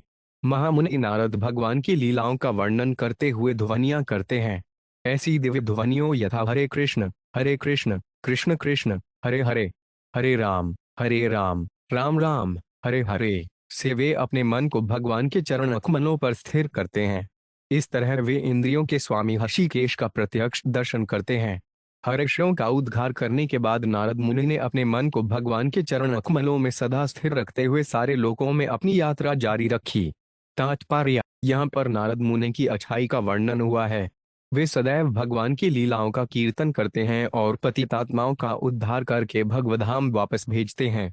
इस संबंध में श्रील भक्त विनोद ठाकुर का गीत है। नारद मुनि बाजाय वीणा, राधिका रमण नासे नाम अग्नि, उदित है भकत गीत सामे, अमयधाय वरिषे घन, अरवण युगले गया भकत जन, सगने नाचे भरिया आपनुया, माधुरीपुर आसब पसनी, माताय जय जने कहवा कांदे कहवा नाचे, के माते मने मने, पर्णचवदन नारदे धरे प्रेमीर सघन रोल, कमलासन नाचिया बले बोल बोल हरि बोल, सैख खानन परम सुखे हरि हरि, बलिगाय नाम प्रमावे, मातिल विश्वनाय रस बेपाए, श्री कृष्ण नाम रस ने स्फुरे पूरा ल आमाराश, रूप पदे याचे यह भरकाती विनोद दास। इस गीत का तात्पर्य है कि महात्मा नारद मुनि राधिकारमण अर्थात कृष्ण के दूसरे नाम की ध्वनि निकलाते हुए एक तार वाला यंत्र वीणा बजाते हैं। ज्यों ही वे तार झंकारते हैं सारे भक्त अतीव सुंदर ध्वनि करने लगते हैं। तार वाले यंत्र के साथ गायन अमृत की वर्षा जैसा प्रतीत होता है और सारे भक्त भाव विभोर होकर जी भर नाचते हैं। नाचते समय वे भाव में उन्मत्त हो जाते हैं मानो माधुरी यूर नामक शराब पी रहे हों। उनमें से कुछ चिल्लाते हैं, कुछ नाचते हैं और कुछ खुलकर न नाचने के कारण मन ही मन नाचते हैं। शिव जी नारद मुनि का आलिंगन करते हैं और उनसे भाविष्टवाणी में बातें करने लगते हैं। शिव जी को नारद के साथ नाचते देखकर ब्रह्मा जी भी यह कहते हुए सम्मिलित हो जाते हैं, सभी लोग उच्चारण करो हरि बोल हरि बोल। स्वर्ग के राजा इंद्र भी क्रमशः प्रसन्नता पूर्वक उनके साथ हो लेते हैं और नाचने तथा हरि बोल का उच्चारण करने लगते हैं। इस तरह ईश्वर के पवित्र नाम की दिव्य ध्वनि के प्रभाव से सारा ब्रह्मांड भावमय हो जाता है। भक्त विनोद ठाकुर कहते हैं, जब ब्रह्मांड भावमय हो जाता है तो मेरी इच्छा तुष्ट हो जाती है। अतएव मैं रूप गोस्वामी के चरण कमलों पर प्रार्थना करता हूँ कि हरे नाम का यह कीर्तन इसी तरह उत्तम ढंग से चलता रहे। ब्रह्मा जी नारद मुनि के गुरुवार हैं और नारद मुनि व्यास देव के गुरुवार हैं तथा व्यास देव मध्वाचार्य के गुरुवार हैं। इस तरह गौड़ीय माधव संप्रदाय नारद मुनि को गुरुवार परंपरा में आता है। इस गुरु परंपरा के सदस्यों, दूसरे शब्दों में कृष्ण भावनामृत आंदोलन के सदस्यों को चाहिए कि हरे कृष्ण कृष्ण कृष्ण हरे हरे, हरे राम राम राम हरे हरे की दिव्य ध्वनि का कीर्तन करते हुए नारद मुनि के चरण चिन्हों का अनुसरण करें। उन्हें हरे कृष्ण मंत्र की ध्वनि तथा भगवद्गीता, श्रीमद् भागवत एवं चैतन्य चरितामृत के उपदेशों द्वारा पतितात्माओं का उद्धार करने के लिए सर्वत्र जानना चाहिए। इससे भगवान प्रसन्न होंगे। यदि कोई वास्तव में नारद मुनि के उपदेशों का पालन करे तो वे आध्यात्मिक दृष्टि से प्रगति कर सकता है। यदि कोई नारद मुनि को प्रसन्न कर लेता है तो भगवान ऋषिकेश भी प्रसन्न हो जाते हैं। यस्य प्रसादाद भगवत्प्रसाद। वर्तमान सन्निकट का गुरुवार नारद मुनि का प्रतिनिधि होता है। नारद मुनि के उपदेशों तथा वर्तमान गुरुवार के उपदेशों में कोई अंतर नहीं होता। नारद मुनि तथा वर्तमान गुरुवार दोनों ही कृष्ण की उन्हीं शिक्षाओं का प्रवचन करते हैं जिन्हें कृष्ण भगवद्गीता में कहते हैं। 18:65 से 66 मनन्ना भव मद भक्तु मद्याजी मां नमस्कुरु मामे वैश्यसि सत्य ते प्रतिजाने प्रियडुसि में सर्वधर्मान परित्यज्य मामेक शरण ब्रज हत्वा सर्व पापे मोक्षयिष्यामि मा झुच्च। सदैव मेरा चिंतन करो, मेरे भक्त बनो, मेरी पूजा करो और मुझे नमस्कार करो। इस प्रकार तुम निश्चित रूप से मेरे पास आओगे। मैं तुम्हें वचन देता हूँ क्योंकि तुम मेरे प्रिय मित्र हो। समस्त प्रकार के धर्म का परित्याग करो और मेरी शरण में आओ। मैं समस्त पापों के फल से तुम्हारा उद्धार कर दूंगा। शौक मत करो नाशन निशम्य पुत्राणा नारदाशीलशाली नाम अन्वतप्यत कह शोचन सुप्रजस्त्वान शुचा पदम। तेज शब्दार्थ प्रजापति दक्ष के पुत्र हर्यश्व अत्यंत सुशील सुसंस्कृत पुत्र थे, किंतु दुर्भाग्यवश नारद मुनि के उपदेशों से वे अपने पिता के आदेश से विपथ हो गए। जब दक्ष ने यह समाचार सुना जिसे उन तक नारद मुनि लाए थे तो वे पश्चाताप करने लगे। यद्यपि वे ऐसे उत्तम पुत्रों के पिता थे किंतु वे सब उनके हाथ से निकल चुके थे। निश्चय ही यह शोचनीय था। तात्पर्य: प्रजापति दक्ष के पुत्र हर्यश्व निश्चय ही सुशील, विद्वान तथा बड़े चढ़े थे और अपने पिता के आदेशानुसार वे सब अपने परिवार के लिए उत्तम पुत्र उत्पन्न करने के लिए तपस्या हेतु गए थे। किंतु नारद मुनि ने उनके उत्तम स्वभाव तथा संस्कृति का लाभ उठाकर उन्हें समुचित निर्देश दिया कि वे इस भौतिक जगत में न फंसें, अपितु अपने ज्ञान तथा संस्कृति का उपयोग अपने भौतिक मामलों को समाप्त करने में करें। हर्यश्व ने नारद मुनि के आदेश का पालन किया, किंतु जब इसका समाचार प्रजापति दक्ष के पास लाया गया तो प्रजापति नारद मुनि के इन कार्यों से सुखी होने के बजाय अतीव दुखी हुए। इसी तरह हम अधिक से अधिक युवाओं को उनके परम लाभ हेतु कृष्ण भावनामृत आंदोलन में लाने का प्रयास कर रहे हैं, किंतु इस आंदोलन में शरीक होने वाले युवकों के माता पिता अत्यधिक दुखी होने से शौक कर रहे हैं और इसके विरुद्ध प्रचार कर रहे हैं। निसंदेह प्रजापति दक्ष ने नारद मुनि के विरुद्ध कोई प्रचार नहीं किया, लेकिन जैसा कि हम बाद में देखेंगे, दक्ष ने नारद मुनि को उनके उपकारी कार्यों के लिए शाप दिया। यह है भौतिकतावादी जीवन की शैली। भौतिकतावादी माता पिता अपने पुत्रों को संतानें उत्पन्न करने में लगाए रखना, सुधरी आर्थिक स्थिति के लिए प्रयत्न करते रहना तथा भौतिकतावादी जीवन में सड़ते रहने देना चाहते हैं। जब उनकी संतानें बर्बाद हो जाती हैं, व्यर्थ के नागरिक बनती हैं, तो वे दुखी नहीं होते, किंतु वे तब शौक करते हैं जब वे जीवन के चरम लक्ष्य को प्राप्त करने के लिए कृष्ण भावनामृत आंदोलन में शरीक हो जाते हैं। माता पिताओं तथा कृष्ण भावनामृत आंदोलन के बीच यह शत्रुता सनातन काल से चली आ रही है। यहाँ तक कि नारद मुनि की भी निंदा की गई तो दूसरों के विषय में क्या कहा जाए। फिर भी नारद मुनि कभी अपने मिशन को नहीं त्यागते। यथासंभव पतितात्माओं का उद्धार करने के लिए वे अपनी वीणा बजाते रहते हैं और हरे कृष्ण कृष्ण कृष्ण हरे हरे, हरे राम राम राम हरे हरे की दिव्य ध्वनि का उच्चारण करते रहते हैं। सबू पाम जजयाम जेन परिशांत वित्तय पुत्रांजय दक्ष संवलाश्रान सहस्त्रिन। 24 शब्दार्थ: जब प्रजापति दक्ष अपने खोए हुए पुत्रों के लिए शौक कर रहे थे तो ब्रह्मा ने उपदेश देकर उन्हें सांत्वना दी और उसके बाद दक्ष ने अपनी पतली पाक जजनी के गर्भ से 1000 संतानें और उत्पन्न की। इस बार के उनके पुत्र सबलाश्व कहलाए। तात्पर्य: प्रजापति दक्ष का यह नाम इसलिए पड़ा था क्योंकि वे संतानें उत्पन्न करने में दक्ष थे। दक्ष का अर्थ है पटु। पहले उन्होंने अपनी पत्नी के गर्भ से 10,000 संतानें उत्पन्न की और जब ये संतानें खो गई, जब वे भगवधाम चली गईं तो उन्होंने संतानों को दूसरी टोली उत्पन्न की जो सबलाश्व कहलाई। प्रजापति दक्ष संतानें उत्पन्न करने में अत्यंत दक्ष हैं और नारद मुनि समस्त बद्धजीवों का उद्धार करके उन्हें भगवधाम वापस भेजने में दक्ष हैं। अतएव भौतिकतावादी दक्ष आध्यात्मिक दक्ष नारद मुनि से सहमत नहीं होते, किंतु इसका अर्थ यह नहीं है कि नारद मुनि हरे कृष्ण मंत्र के कीर्तन करने का अपना कार्य त्याग देंगे। तेज पितरा समादिष्ठा प्रजास्गे धुतवनता नारायण स्रो जमदमुरेत्र सिद्धा स्वपूर्वजा। 25 शब्दार्थ: संतानें उत्पन्न करने के अपने पिता के आदेशानुसार पुत्रों की यह दूसरी टोली भी नारायण सरस नामक उस स्थान पर गई जहां उनके भाइयों ने इसके पूर्व नारद के उपदेशों का पालन करते हुए सिद्धि प्राप्त की थी। तपस्या का महान व्रत लेकर सबलाश्व उस पवित्र स्थान पर रहने लगे। तात्पर्य: प्रजापति दक्ष ने अपने पुत्रों की दूसरी टोली को उसी स्थान पर भेजा जहां उनके पहले पुत्रों ने सिद्धि प्राप्त को थी। अपने पुत्रों को दूसरी टोली को उसी स्थान पर भेजने में वे तनिक भी नहीं हिचकिचाए, यद्यपि ये भी नारद के उपदेशों के शिकार हो सकते थे। वैदिक संस्कृति के अनुसार संतान उत्पन्न करने के लिए मनुष्य को गृहस्थ जीवन में प्रवेश करने से पूर्व ब्रह्मचारी के रूप में आध्यात्मिक ज्ञान के लिए प्रशिक्षित किया जाना चाहिए। यह वैदिक प्रणाली है। अतः प्रजापति दक्ष ने अपने पुत्रों की दूसरी टोली को सांस्कृतिक प्रगति के लिए भेजा, यद्यपि वहां यह खतरा था कि नारद के उपदेशों से वे अपने बड़े भाइयों की तरह कहीं बुद्धिमान न बन जाएं। कर्तव्यनिष्ठ पिता के रूप में उन्होंने अपने पुत्रों को जीवन की पूर्णता विषयक सांस्कृतिक उपदेश प्राप्त करने की अनुमति देने में हिचकिचाहट नहीं की। वे उन पर निर्भर रहे कि वे भगवधाम वापस जाना चाहते हैं या भौतिक जगत में इसी विभिन्न योनियों में सड़ना चाहते हैं। सभी परिस्थितियों में पिता का कर्तव्य है कि अपने पुत्रों को सांस्कृतिक शिक्षा दे और बाद में वे यह निश्चय करें कि वे किस मार्ग पर जाना चाहते हैं। जिम्मेदार पिताओं को चाहिए वे अपने पुत्रों को, जो कृष्ण भावनामृत आंदोलन के सानिध्य में सांस्कृतिक उन्नति कर रहे हैं, न रोकें। यह पिता का कर्तव्य नहीं होता। पिता का कर्तव्य है कि वह अपने पुत्रों को पूर्ण स्वतंत्रता दे कि वे गुरुवार के उपदेशों का पालन करते हुए आध्यात्मिक रूप से उन्नत हो जाने पर अपने मन के अनुसार चुनाव करें। तदुपस्पर्शनादेव विनिर्धूत मलाशया जपंतो बहा परम तिपुस्तत्र महतप। 26।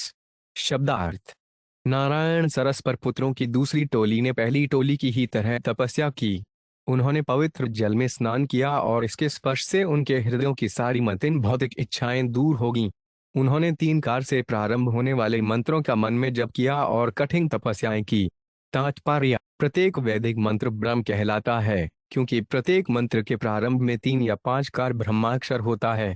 उदाहरणार्थ 35 नमो भगवते वासुदेवाय थैवद्य गीता 7.8 में भगवान कृष्ण कहते हैं, प्रणवः सर्ववेदेषु। सारे वैदिक मंत्रों में मेरा प्रतिनिधित्व प्रणव या 3 कार द्वारा होता है। इस तरह 3 कार से प्रारंभ होने वाले वैदिक मंत्रों का उच्चारण कृष्ण के नाम का प्रत्यक्ष उच्चारण है। इसमें कोई अंतर नहीं है। कोई चाहे ढकार उच्चारण करे या भगवान को कृष्ण कहकर संबोधित करे, अर्थ एक सा होता है। किंतु चैतन्य महाप्रभु ने यह संस्तुति को है कि इस युग में हरे कृष्ण मंत्र का कीर्तन किया जाए, हरे नाम केवलम। यद्यपि हरे कृष्ण तथा 3 कार से प्रारंभ होने वाले वैदिक मंत्रों में कोई अंतर नहीं है, किंतु इस युग के आध्यात्मिक आंदोलन के नायक श्री चैतन्य महाप्रभु ने संस्तुति की है कि मनुष्य हरे कृष्ण कृष्ण कृष्ण हरे हरे, हरे राम राम राम हरे हरे का कीर्तन करें। अब भक्षा कतिचिन्मासान कतिचिद वायु भोजना आराध्यन मन अभ्यस्यंत इडस्पतिम। 27 3 नमूना नारायणाय पुरुषाय महात्मने विशुद्ध सत्वधिष्ण्याय महाहंसाय धीमहि। 28। शब्दार्थ। प्रजापति दक्ष के पुत्रों ने कुछ महीनों तक केवल जल पिया और वायु खाई। इस तरह महान तपस्या करते हुए उन्होंने इस मंत्र का जाप किया। हम उन भगवान नारायण को नमस्कार करते हैं जो सदैव अपने दिव्य धाम में स्थित रहते हैं। चूंकि वे परम पुरुष परमहंस हैं, अतएव हम उन्हें सादर नमस्कार करते हैं। तात्पर्य। इन श्लोकों से ऐसा लगता है कि महामंत्र या वैदिक मंत्रों के उच्चारण के साथ साथ कठिन तपस्या भी करनी चाहिए।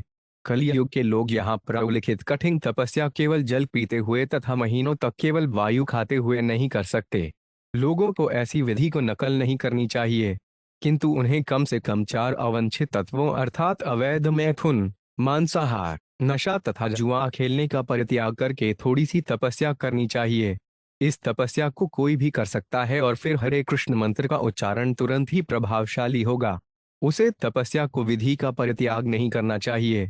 यदि संभव हो तो उसे गंगा या यमुना के जल में स्नान करना चाहिए या गंगा यमुना की अनुपस्थिति में उसे समुद्र के जल में स्नान करना चाहिए। यह तपस्या का एक अंग है।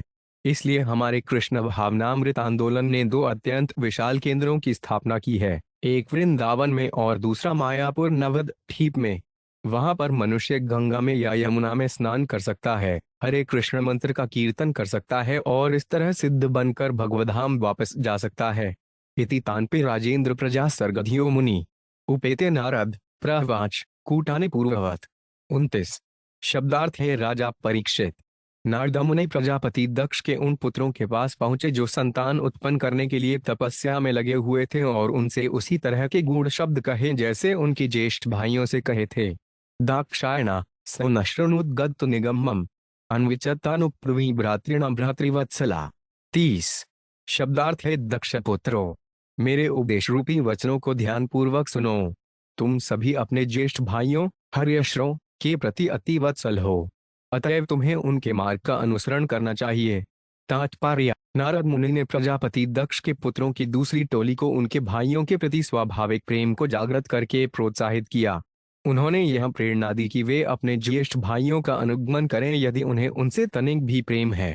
पारिवारिक स्नेह अतीव प्रबल होता है, अतएव नारद मुनि ने उन्हें हर्यश्वों के साथ पारिवारिक संबंध को स्मरण कराने की चाल चली।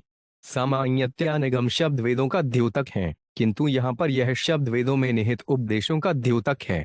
श्रीमद्भागवत का कथन है, निगस कल्पतो यलितां फलम, वैदिक उपदेश वृक्ष के समान है जिसका पक्का हुआ फल श्रीमद्भागवत है। नारद मुनि इस फल को बांटने में लगे हैं, अतएव उन्होंने अज्ञानी मानव समाज के लाभ हेतु व्यासदेव को इस महापुराण श्रीमद्भागवत को रचना करने के लिए आदेश दिया। अनर्थोपशम याक्षात भक्तियोग मधोक्षजे लौकस्या जानतो विद्वश्रक्रे सात्वतर सहितास।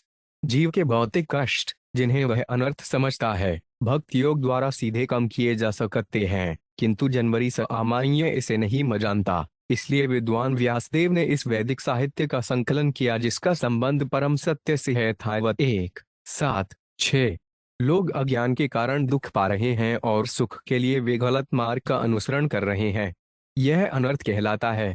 ये भौतिक कार्यकलाप उन्हें कभी सुखी नहीं बना सकेंगे। इसीलिए नारद ने व्यासदेव को श्रीमद् भागवत के उपदेशों को अंकित करने का आदेश दिया। व्यासदेव ने वस्तुत नारद की आज्ञा का पालन किया और इसे संपन्न किया। श्रीमद् भागवत वेदों का परम उपदेश है। यलिताउन फलग श्रीमद् भागवत वेदों का पक्का हुआ फल है।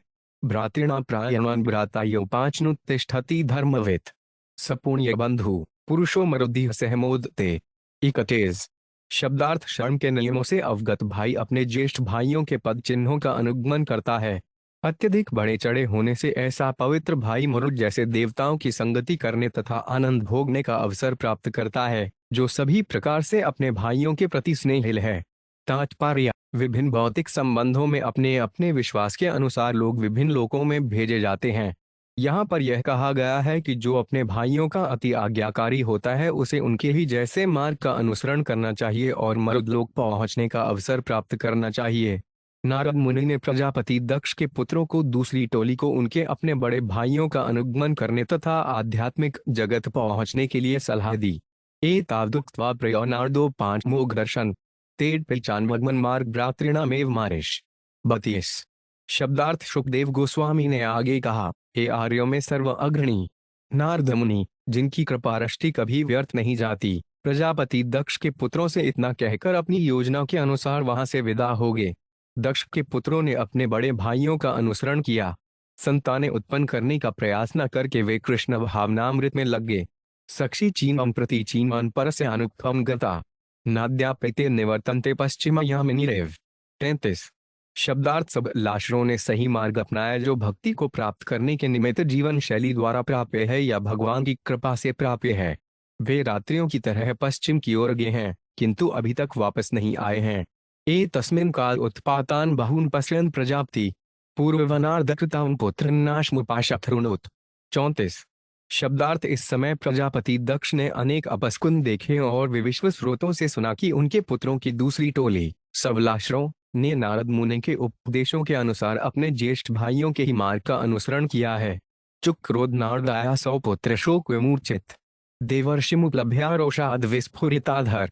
35 जब दक्ष ने सुना कि सब लाशरों ने भी भक्ति में संलग्न होने के लिए इस जगत को छोड़ दिया है तो वे नारद पर क्रुद्ध हुए और शौक के कारण वे अचेतप्राय हो गए। जब दक्ष की नारद से भेंट हुई तो क्रोध से दक्ष के होंठ कांपने लगे और वे इस प्रकार बोले। तात्पर्य श्रील विश्वनाथ चक्रवर्ती ठाकुर की टीका है कि नारद मुनि ने प्रियव्रत तथा उत्तानपाद से लेकर स्वयंभुव मनु के सारे परिवार का उद्धार किया था। उन्होंने उत्तानपाद के पुत्र ध्रुव का उद्धार किया था और प्राचीन बहन तक का उद्धार किया जो सकाम कर्मों में लगा हुआ था, तो भी वे प्रजापति दक्ष का उद्धार नहीं कर पाए। प्रजापति दक्ष ने नारद को अपने समक्ष देखा, कहियों कि नारद स्वयं उसका उद्धार करने आए थे। नारद मुनि ने प्रजापति दक्ष के पास उनको शोकाकुल दशा में मिलने का अवसर निकाला, क्योंकि शोक विह्वल दशा भक्ति योग को समझने के लिए उपयुक्त समय होता है।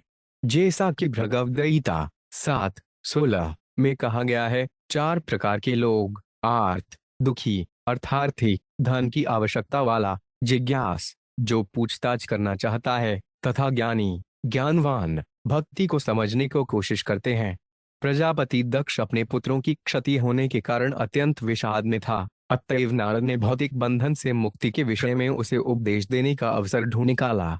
श्री दक्ष श्रुता अहो असाधो साधून असाधुलिड्रेन नस्त्वया असाध्व कार्य भिक्षु मार्गी प्रदर्शित। 36 शब्दार्थ प्रजापति दक्ष ने कहा, हाय नारद मुनि, तुम संत पुरुष का वेश धारण करते हो किंतु तुम वास्तव में संत हो नहीं।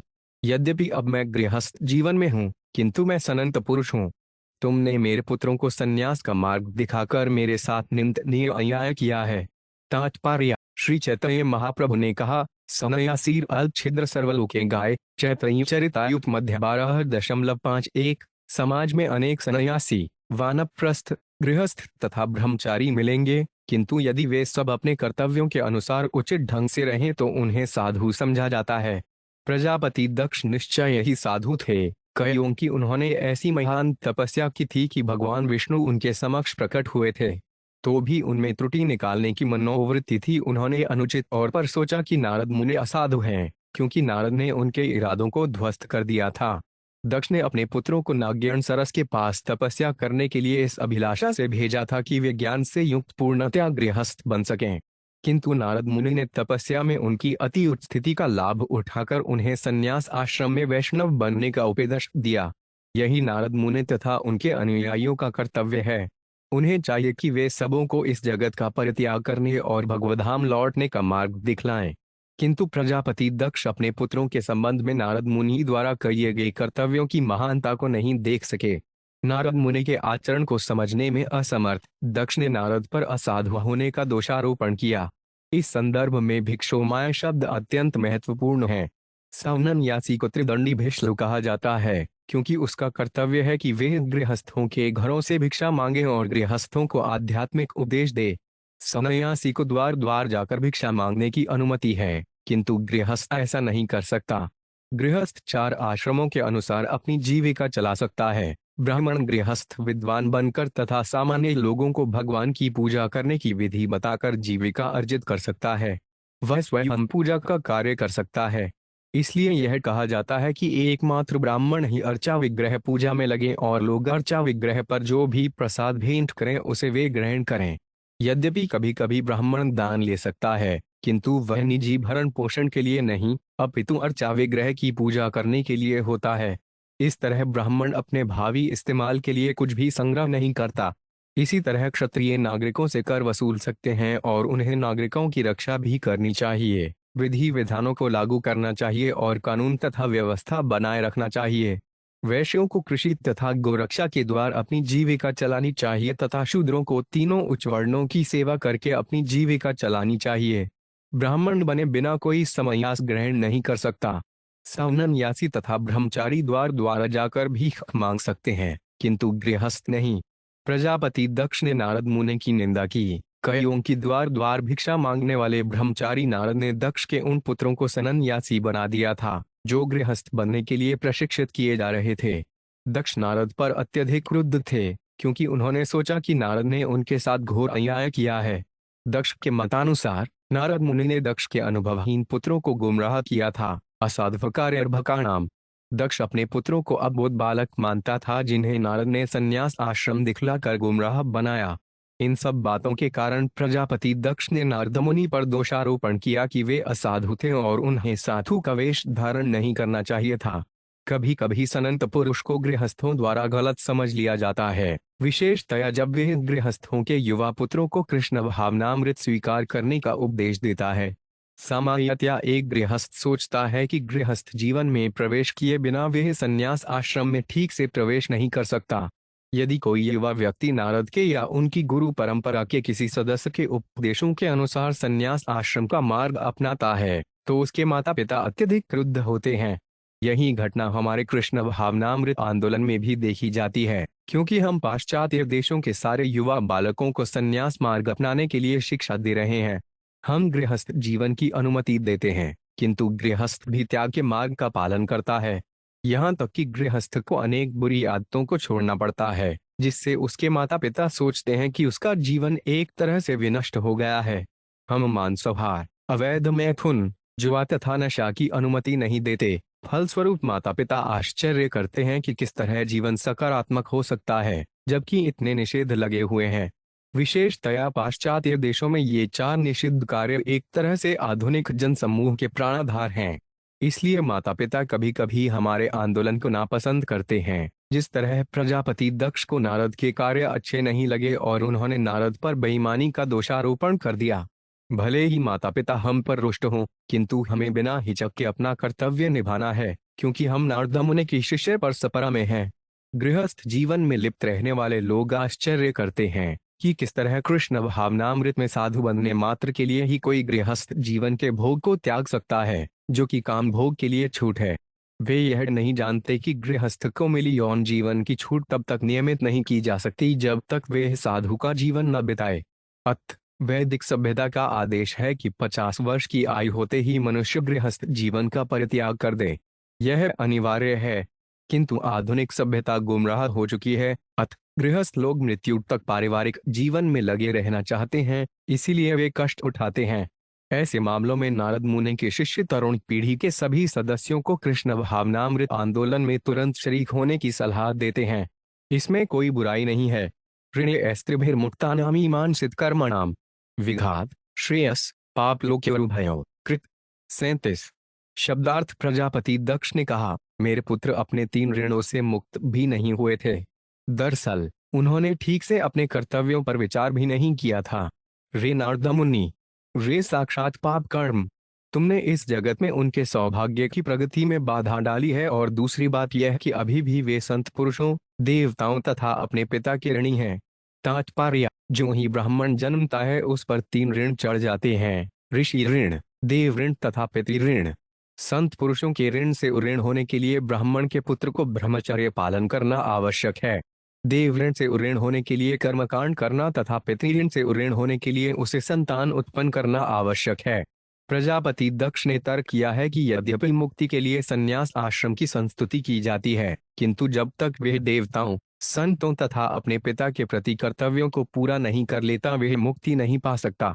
चूंकि दक्ष के पुत्र इन 3 ऋणों से मुक्त नहीं हो पाए थे, अतः नारद मुनि उन्हें संन्यास जीवन की ओर कैसे ले गए? स्पष्ट है कि प्रजापति दक्ष को शाखत्रों का अंतिम निर्णय ज्ञात न था। जैसा कि श्रीमद् भागवत 11 मई 1941 में कहा गया है, देव सिंधुता तनऋणा पितृऋणा नरकिंकरो नायऋणी च राजन सवत में न यह शरणं शरण गत मुकुंद परिहृत्य करता है। हर व्यक्ति देवताओं, सामान्य जीवों, अपने परिवार, पिता इत्यादि का ऋणी होता है, किंतु यदि कोई मुक्ति प्रदाता कृष्ण या मुकुंद की शरण में पूरी तरह चला जाता है, तो यदि वे यज्ञ ना भी करे तो भी सारे ऋणों से उऋण हो जाता है। यदि कोई उन पूर्ण पुरुषोत्तम भगवान के लिए भौतिक जगत का परित्याग कर देता है जो इनके चरण कमल हरे के आश्रय है, तो वे अपने ऋणों से उऋण हुए बिना ही मुक्त हो जाता है। यह शास्त्र का निर्णय है। अतः नारद मुनि प्रजापति दक्ष के पुत्रों को तुरंत ही इस भौतिक जगत का परित्याग करने तथा भगवान को शरण ग्रहण करने के लिए उपदेश देने में पूरी तरह से सही थे। दुर्भाग्यवश हर्षों तथा सवलाशों के पिता प्रजापति दक्ष नारद मुनि द्वारा की गई महती सेवा को समझ नहीं सके। अतएव दक्ष ने उन्हें पाप, साक्षात पाप कर्म तथा असाधु, असंत पुरुष कहकर संबोधित किया। चूंकि नारद मुनि महान संत तथा वैष्णव थे, अतएव उन्होंने प्रजापति दक्ष के ऐसे समस्त आरोपों को सहन कर लिया। उन्होंने प्रजापति दक्ष के सारे पुत्रों का उद्धार करके उन्हें भगवधाम वापस जाने में समर्थ बनाकर वैष्णव के रूप में अपना कर्तव्य पूरा किया। एवं त्व निर्नुकोशों बालान आमतिधरे पार्षद मध्य चरसी यशोहा निरपत्रप। 38। शब्दार्थ प्रजापति दक्ष ने आगे कहा, इस तरह अन्य जीवों के प्रति हिंसा करके भी अपने को भगवान विष्णु का पार्षद कहते हुए तुम भगवान को बदनाम कर रहे हो। तुमने व्यर्थ ही अबोधश बालकों में संन्यास की प्रवृत्ति उत्पन्न की, इसलिए तुम निर्लज निर्दयी हो। तुम भगवान के निजी संगियों के साथ किस तरह विचरण कर सकते हो? तात्पर्य, प्रजापति दक्ष की यह मनोवृत्ति आज भी बनी हुई है।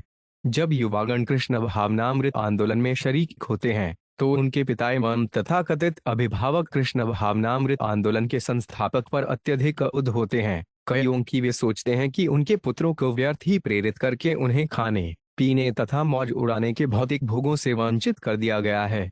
कर्म यह सोचते हैं कि इस भौतिक जगत में वर्तमान जीवन का पूरी तरह भोग किया जाना चाहिए और उच्च लोकों में जाने के लिए कुछ पुण्य कर्म भी कर लिए जाने चाहिए, जिससे अगले जीवन में भी आनंद भोग हो सके। किंतु योगी और वे भी भक्ति योगी इस भौतिक जगत के मतों के प्रति क्रूर होता है। वह उन्नत भौतिकतावादी सभ्यता में दीर्घ जीवन का भोग करने के लिए देवलोकों की यात्रा करने में रुचि नहीं रखता। जैसा कि प्रबोधानंद सरस्वती ने कहा है, कैवल्यम नरकायते त्रिशपूर आकाश पुष्पायते, भक्त के लिए ब्रह्म में तादात्म्य नरक के तुल्य है और देवलोकों का जीवन मृग तृष्णा के समान है, जिसका कोई अस्तित्व ही नहीं होता। शुद्ध भक्ति योग सिद्धि उच्च लोकों की यात्रा या ब्रह्म से एकाकार होने में रुचि नहीं रखता। वह तो एकमात्र भगवान की सेवा करने में रुचि रखता है। चूंकि प्रजापति दक्ष कर्मी थे, अतः वे नारद मुनि की उस महती सेवा नहीं सराह सके जो उन्होंने उनके 11,000 पुत्रों के प्रति की थी। उल्टे उन्होंने नारद मुनि पर पापी होने का दोषारोपण किया और यह आरोप लगाया कि चूंकि नारद मुनि भगवान के साथ रहते हैं, इसलिए भगवान भी बदनाम हो जाएंगे। इस तरह दक्ष ने निंदा की कि नारद मुनि भगवान के प्रति अपराधी हैं। यद्यपि वे भगवान के पार्षद जाने जाते हैं। ननु भागवता नित्य भूतानुग्रह कात्रा ऋतेत्वा सौहृदमान वे वे धर्म वैरिणाम। 39। शब्दार्थ तुम्हें छोड़कर अन्य सारे भगवत भक्त बद्ध जीवों के प्रति अत्यंत दयालु हैं और दूसरों को लाभ पहुंचाने के इच्छुक रहते हैं। यद्यपि तुम भक्त का वेश धारण करते हो, किंतु तुम उन लोगों के साथ शत्रुता उत्पन्न करते हो जो तुम्हारे शत्रु नहीं है, या तुम मित्रों के बीच मैत्री तोड़ते हो और शत्रुता उत्पन्न करते हो। क्या इन गर्हित कार्यों को करते हुए अपने को भक्त कहने से लज्जित नहीं होते? तात्पर्य: नारद मुनि की शिष्य परंपरा के सेवकों को ऐसी निंदाओं को सहन करना पड़ेगा। हम कृष्ण भावनामृत आंदोलन के माध्यम से कठोर विधियों का पालन करते हुए युवाओं को भक्त बनने तथा भगवद्धाम वापस जाने के लिए प्रशिक्षित करने का प्रयास कर रहे हैं, किंतु हमारी सेवा की प्रशंसा न तो भारत में की जाती है न ही पाश्चात्य देशों में, जहां हम इस कृष्ण भावनामृत आंदोलन का विस्तार करने का प्रयास कर रहे हैं। भारत में ब्राह्मण जाति के लोग कृष्ण भावनामृत आंदोलन के शत्रु बन चुके हैं, क्योंकि हम विदेशियों को, जो कि म्लेच्छ तथा यवन माने जाते हैं, ब्राह्मण पद तक ऊपर उठाते हैं। हम उन्हें तपस्या का प्रशिक्षण देते हैं और उनका यज्ञोपवीत करके उन्हें ब्राह्मण के रूप में मान्यता प्रदान करते हैं। इस तरह भारत के ब्राह्मण जाति के लोग पाश्चात्य जगत में हमारे कार्यकलापों से अत्यधिक अप्रसन्न हैं। पश्चिम में भी जो युवा इस आंदोलन में शामिल होते हैं, उनके माता पिता भी हमारे शत्रु बन गए हैं। शत्रु बनाना हमारा कार्य नहीं, किंतु विधि ही ऐसी है कि अभक्तगण हमारे प्रति सदैव शत्रु भाव रखेंगे। फिर भी जैसा कि शास्त्रों में कहा गया है, भक्त को सहिष्णु तथा दयालु दोनों ही होना चाहिए। प्रचार कार्य में रत भक्तगणों को अज्ञानी लोगों द्वारा आरोपित होने के लिए तैयार रहना चाहिए, फिर भी उन्हें पतित बद्ध जीवों के प्रति अत्यंत दयालु रहना चाहिए। यदि नारद मुनि की गुरुवार शिष्य परंपरा का कोई व्यक्ति अपना कर्तव्य पालन करता है, तो उसको सेवा अवश्य ही मान्य होगी। जैसा कि भगवद गीता 18:68-69 में भगवान कृष्ण कहते हैं, यदि परम युग्य मद भक्ते स्वमिधास्यति भक्ति मयि पर कृत्वा मामे वैश्यते अंशय न च तस्मान मनुष्येषु कश्चिन से प्रियकृतम भविता न च मे तस्मादन्यः प्रियतरुथुवी। जो व्यक्ति भक्तों को यह परम रहस्य बताता है, वे शुद्ध भक्ति को प्राप्त करता है और अंत में वे मेरे पास वापस आता है। इस संसार में उसकी अपेक्षा कोई अन्य सेवक न तो मुझे अधिक प्रिय है और न कभी होगा। हमें भगवान कृष्ण के संदेश का प्रचार करते रहना है और शत्रुओं से डरना नहीं है। हमारा एकमात्र कर्तव्य अपने इस प्रचार द्वारा, जो श्री चैतन्य तथा भगवान कृष्ण द्वारा सेवा के रूप में स्वीकार किया जाएगा, भगवान को तुष्ट करना है। इस श्लोक में सुहृदनम, मैत्री तोड़ने वाला शब्द का प्रयोग हुआ है। चूंकि नारद मुनि तथा उनकी गुरुवार शिष्य परंपरा के सदस्य मैत्री तथा पारिवारिक जीवन को छिन्न भिन्न करते हैं, अतएव कभी कभी उन्हें युहृदग्नय अर्थात संबंधियों के बीच शत्रुता उत्पन्न करने वाला कहा जाता है। वस्तुतः ऐसे भक्त हर जीव के मित्र हैं, सौहृदन सर्वश्रुतनाय, किंतु भ्रमवश उन्हें शत्रु समझा जाता है। प्रचार कार्य कठिन तथा अकृतज्ञ कार्य हो सकता है, किंतु प्रचारक को भगवान के आदेशों का पालन करना चाहिए और भौतिकतावादी व्यक्तियों से निडर रहना चाहिए। नीत्वं पुंसा विराग स्यात् तया केवलिनाम लिशा मय्यसे यद्युपश्मन् स्नेह पाशनीकृन्तनम। 40। शब्दार्थ प्रजापति दक्ष ने आगे कहा, यदि तुम यह सोचते हो कि वैराग्य की भावना जागृत कर देने से ही मनुष्य भौतिक जगत से विरक्त हो जाएगा, तो मैं कहूंगा कि पूर्ण ज्ञान के जागृत हुए बिना तुम्हारी तरह केवल वेश बदलने से संभवतया वैराग्य नहीं उत्पन्न किया जा सकता। तात्पर्य: प्रजापति दक्ष का यह कहना सही था कि मात्र वेश बदलने से कोई इस भौतिक जगत से विरक्त नहीं हो जाता। कलयुग के सन्यासी जो कि अपने श्वेत वस्त्रों को बदलकर गेरुआ वस्त्र धारण करते हैं और तब सोचते हैं कि वे चाहे जो भी करें, तो वे भौतिकतावादी गृहस्थों से भी अधिक गहित हैं, इसकी संस्तुति कहीं नहीं की गई। प्रजापति दक्ष इस दोष को इंगित करने में बिल्कुल सही थे, किंतु वे यह नहीं जानते थे कि नारद मुनि ने हर्यश्रों तथा सभिलाषों में पूर्ण ज्ञान के माध्यम से वैराग्य की भावना जागृत की थी। ऐसा ही प्रबुद्ध वैराग्य वांछनीय है। मनुष्य को पूर्ण ज्ञान के साथ संन्यास आश्रम में प्रवेश करना चाहिए। ज्ञान वैराग्य, क्योंकि जीवन की सिद्धि तभी संभव है जब वे इस भौतिक जगत को इस तरह से छोड़े। उच्च पद तक सरलता से पहुंचा जा सकता है, जैसा कि श्रीमद् भागवत के कथनों 1, 2, 7 से समर्थित होता है। वायुदेवे भगवती भक्तियों प्रयोजित जन्यत्याशु वैर्य ज्ञानवंचयद हेतुकय। भगवान कृष्ण की भक्ति करने से मनुष्य को तुरंत हेतु ज्ञान तथा संसार से वैराग्य प्राप्त हो जाता है। यदि कोई व्यक्ति गंभीरता पूर्वक भगवान वासुदेव की भक्ति में लगता है, तो उसमें ज्ञान तथा वैराग्य स्वतः प्रकट होते हैं। इसमें कोई संशय नहीं है। प्रजापति दक्ष का यह दोषारोपण कि नारद ने उनके पुत्रों को ज्ञान के पद तक ऊपर नहीं उठाया था, सच नहीं था। प्रजापति दक्ष के सारे पुत्रों को सर्वप्रथम ज्ञान के पद तक उठाया गया था और तब उन्होंने स्वतः इस संसार का परित्याग किया था। संक्षिप्त है, जब तक मनुष्य का ज्ञान जागृत नहीं होता, वैराग्य नहीं आ सकता, क्योंकि उच्च ज्ञान के बिना मनुष्य भौतिक भोग के प्रति आसक्ति को त्याग नहीं सकता। नानुभूय न जानाति पुमान विष्यति क्षुणताम, निर्विद्यते स्वयं तस्मान तथा भिन्नधि पर। 41। शब्दार्थ निसंदेह, भौतिक भोग ही सभी दुखों का कारण है, किंतु कोई इसे तब तक नहीं छोड़ पाता जब तक वह स्वयं यह अनुभव नहीं कर लेता कि यह कितना कष्टप्रद है। इसलिए मनुष्य को तथाकथित भौतिक भोग में रहने देना चाहिए, साथ ही साथ उसे इस मिथ्या भौतिक सुख के कष्ट का अनुभव करने के ज्ञान में प्रगति करते रहने देना चाहिए। तब मनइयों की सहायता के बिना ही वह भौतिक भोग को घूर्णित पाएगा। जिनके मनइयों द्वारा परिवर्तित किए जाते हैं, वे उतने विरक्त नहीं होते जितने कि निजी अनुभव वाले व्यक्ति।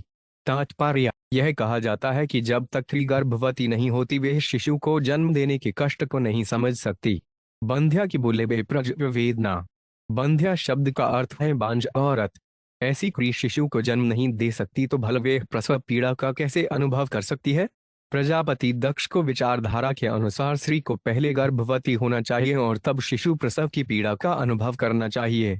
तब यदि वह बुद्धिमती है तो वे पुनः गर्भवती नहीं होना चाहेगी, किंतु वास्तव में यह तथ्य नहीं है। यौन सुख इतना प्रबल होता है कि स्त्री गर्भवती हो जाती है और शिशु जन्म के समय कष्ट पाती है, किंतु अपने इस अनुभव के बावजूद वे पुनः गर्भवती होती है। प्रजापति दक्ष की विचारधारा के अनुसार मनुष्य को पहले भौतिक भोग में अपने को लिप्त करना चाहिए, जिससे ऐसे भोग के कष्ट का अनुभव करने के बाद वह स्वतः विरक्त बन जाएगा। किंतु भौतिक प्रकृति इतनी प्रबल है कि मनुष्य पग पग पर कष्ट भोगने पर भी भोग करने के अपने प्रयासों को बंद नहीं करेगा। तृप्यंती ने कृपा बहुदुख भाजय। ऐसी स्थिति में जब तक नारद मुनि जैसे भक्त की या गुरुवार शिष्य परंपरा में उनके सेवा की सगंति प्राप्त नहीं होती, मनुष्य की सुप्त वैराग्य भावना को जागृत नहीं किया जा सकता। यह तथ्य नहीं है कि चूंकि भौतिक भोग में अनेक कष्टप्रद स्थितियां निहित होती हैं, इसलिए मनुष्य स्वतः विरक्त हो जाएगा। मनुष्य को नारद मुनि जैसे भक्त के आशीर्वाद की आवश्यकता होती है, तभी वह भौतिक जगत के प्रति अपनी आसक्ति से विरक्त हो सकता है।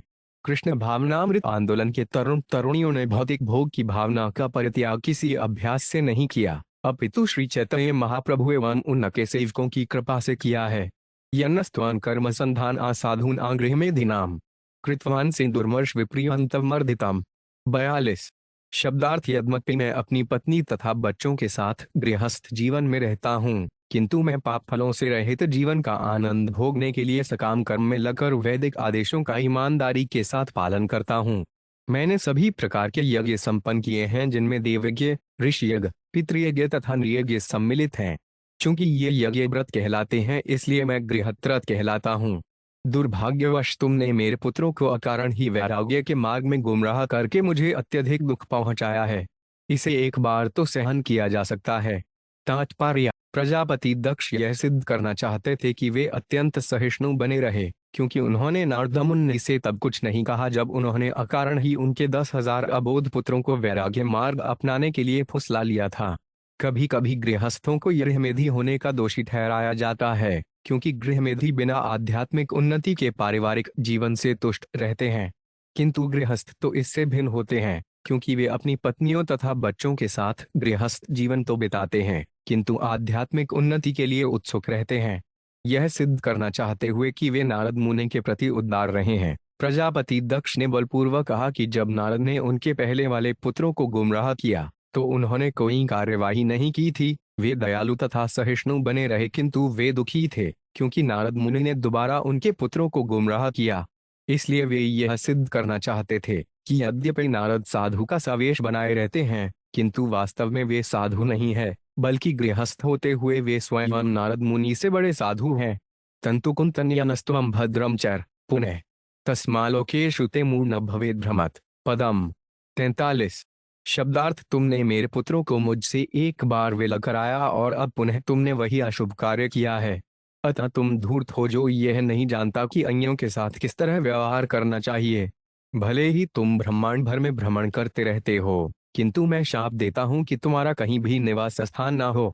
तात्पर्य: चूंकि प्रजापित ऐसे यह थे जो गृहस्थ जीवन में बने रहना चाहते थे, अतएव उन्होंने सोचा कि यदि नारद एक स्थान में न रहने पाए अपितु सारे जगत में भ्रमण करते रहें तो उनके लिए यह बड़ा दंड होगा। किंतु वस्तुतः प्रचारक के लिए ऐसा दंड वरदान बन जाता है।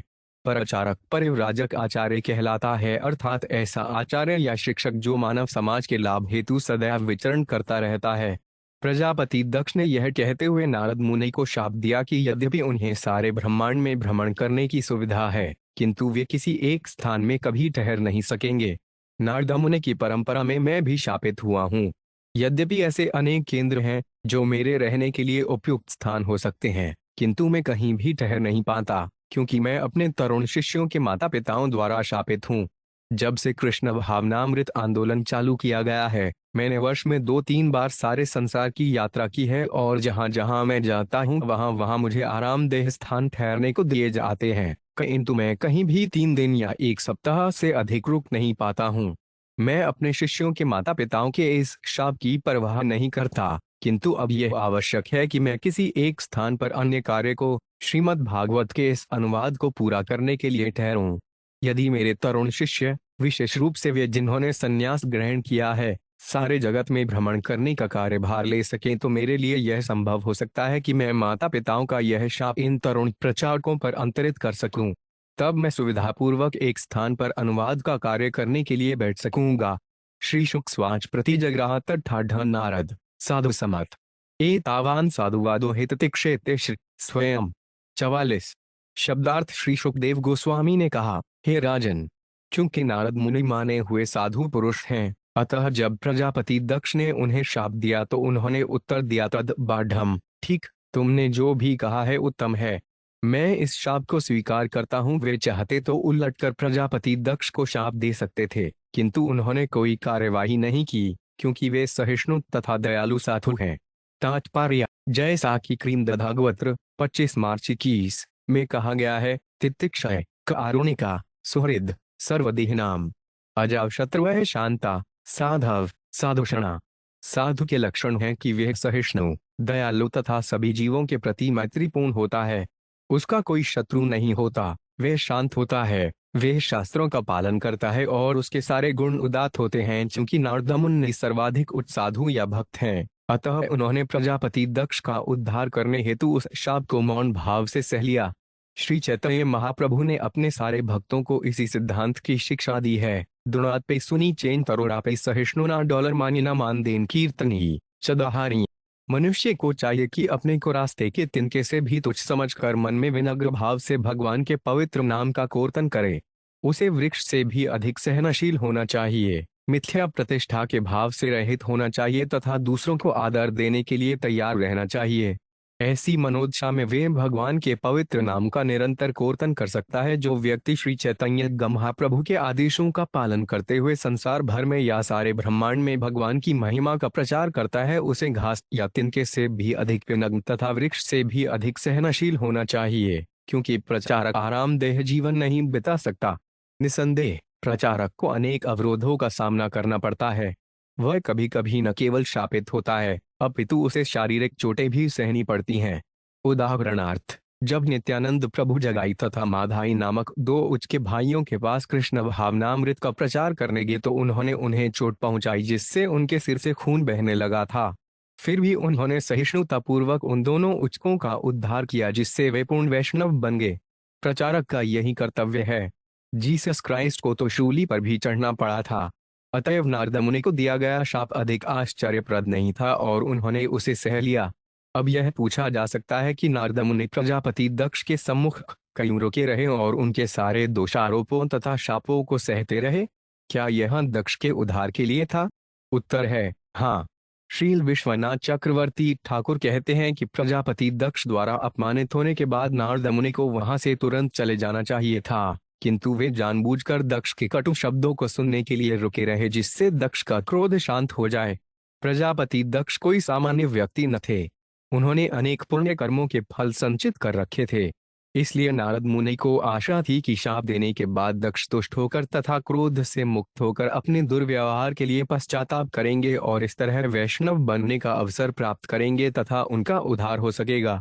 जब जगाई तथा माधाई ने नित्यानंद का अपमान किया तो नित्यानंद सहनशील बनकर खड़े रहे, इसलिए दोनों भाई उनके चरणों पर गिर पड़े और उन्होंने पश्चाताप किया। फलस्वरूप बाद में वे पूर्ण वैष्णव बन गए। इस प्रकार श्रीपद भागवत के बशस्कंद के अंतर्गत प्रजापति दक्ष द्वार नारद मुनि को शाप नामक 5वें अध्याय के भक्ति वेदांत तात्पर्य पूर्ण हुए।